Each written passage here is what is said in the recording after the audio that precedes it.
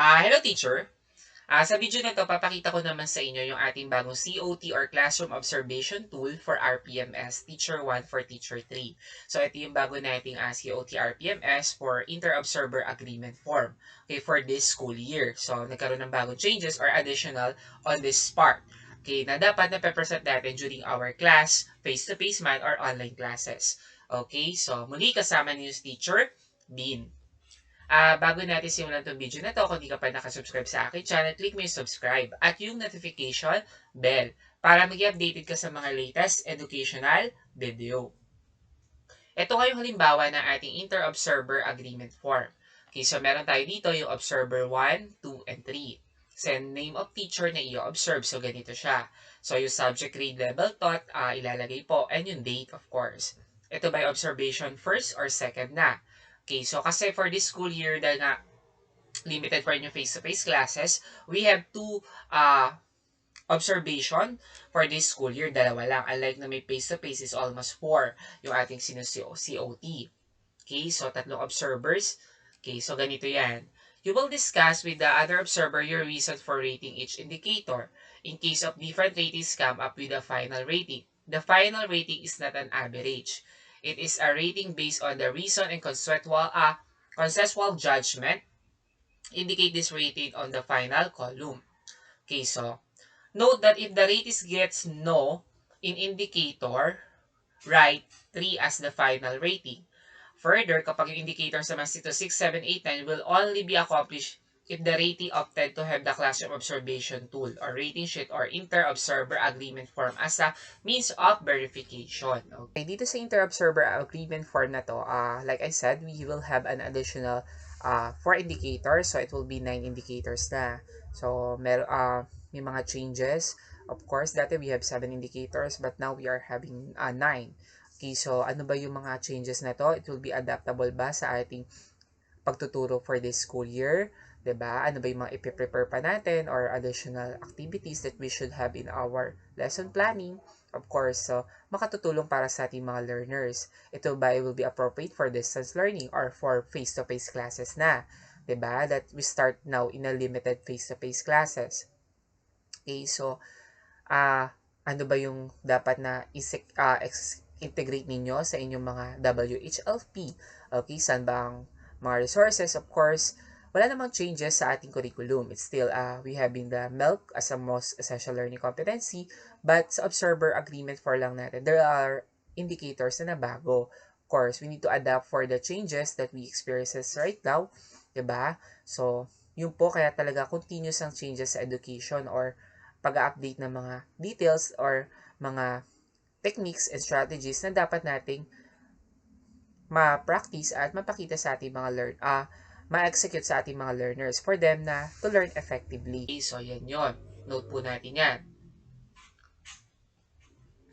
Here we have first indicator, we have apply knowledge content within across the curriculum teaching areas. Okay, so it's very important. We always need to be master in our subject sa ating mga instructional materials na gagamitin, sa ating medium of instruction, sa ating subject, sa lesson, sa ating competency. So, dapat po we are familiarized on that so that yung procedure na gagamitin natin are effective para sa ating mga learners at appropriate for distance learning.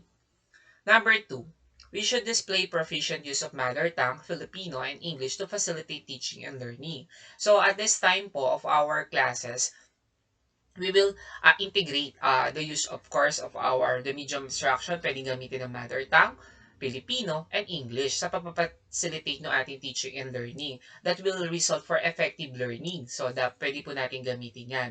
So, dapat makita yun. Well, kahit ang lesson nyo, it's about math, science, English, or other, pwede po tayo gumamit ng mother tongue, Filipino, English. Ma-integrate natin siya doon for our communications with our student. Kasi, of course, if you're using your mother tongue, some of the classes, our students will be comfortable to understand, diba? There are some, no English naman, there are some term that easy to, wala siyang, medyo mahirap siya itagalog, so pwede po yun. Lalo sa science, diba? May mga terminologies, diba? It's hard to translate into Filipino word. Next, use effective verbal and nonverbal classroom communication strategy to support learning understanding, participation, engagement, and achievement. So dito po, we use effective verbal and nonverbal communication sa ating mga learners. Okay, so through that, we can have them engage in our lesson, in our instructions, in our materials na ginagamit. So, pwede po yun sa non-verbal and classroom communications. Okay, sa strategy, do sa support, dito po yung effective verbal, non-verbal classroom communications, yung to support their learning, understanding, para mag-participate sila through some activities, ma-integrate nyo yun. 4. Establish safe and secure learning environment to enhance learning through the consistent implementation of policy, guidelines, and procedure. Dito po, we need to be enhance the learning through consistent implementation of policies. Dito naman kung online yung distance yung ginagawa ninyo, so it will be very easy to facilitate what is your uh, guidelines, di ba? So, yun po. Then, maintain learning environment that promote fairness, respect, and care of encouraging learning. Of course, all no children will left behind. So, dapat lahat mag-participate. You need to encourage others to participate in the classes, in the activities, di ba? Kahit online man or distance learning. So, lahat dapat kasama. And depende nga yan sa activity na ipapacilitate nyo sa kanila. Okay? So, dun po nakadepende yun. It must be engaging, di ba? Smart, di ba?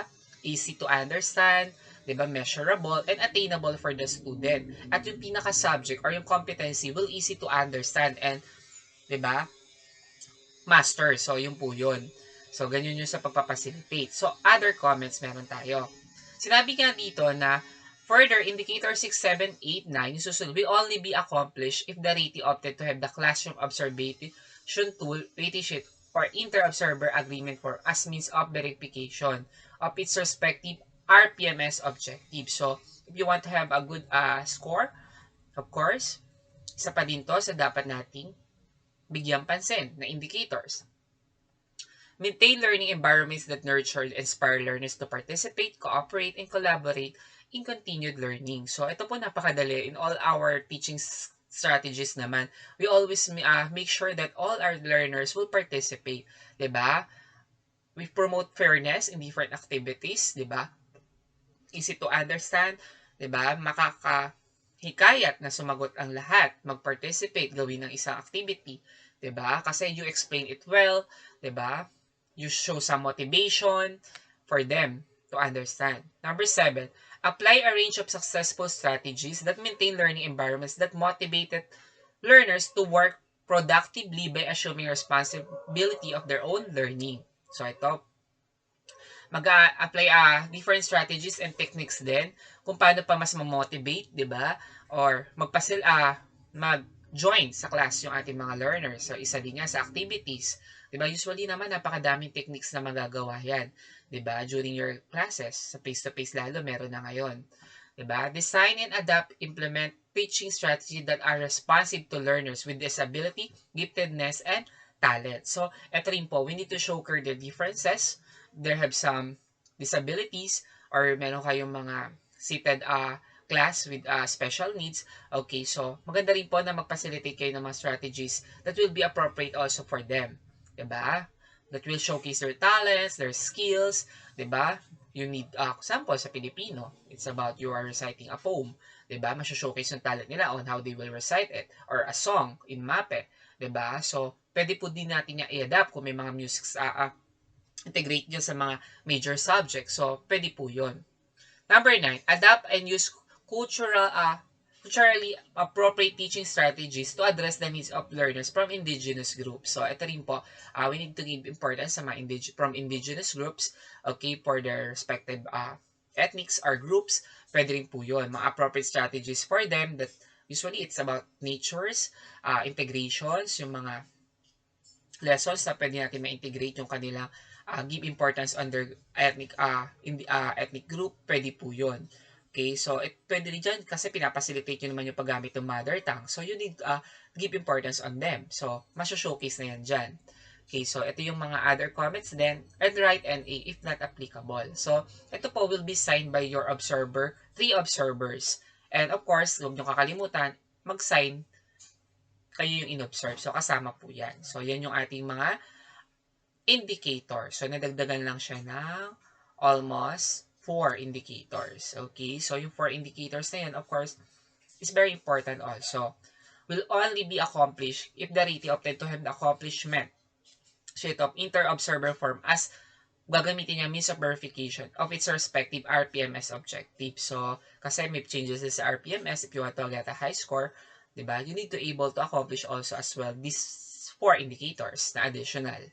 Okay? So, ganun lang po siya kadali. So, nag-adapt lang kayo talaga ng mga techniques sa pagtuturo that are updated, diba? Relevant at this time, give a strategy that is unique, will motivate the learners, 'di ba? So marami po tayong pwedeng gawing techniques ngayon sa pagtuturo, 'di ba? So yun lang po. Ngayon, kung may tanong po kayo dito sa ating COT or Class Observation Tools na bago, wag lang po kayong mahiya. Type nyo lang sa comment section sa baba at sasagutin ko po yan. Okay? If nagustuhan nyo naman tong video na to, please click the like button. So, maraming salamat. Till next time, with Teacher Min.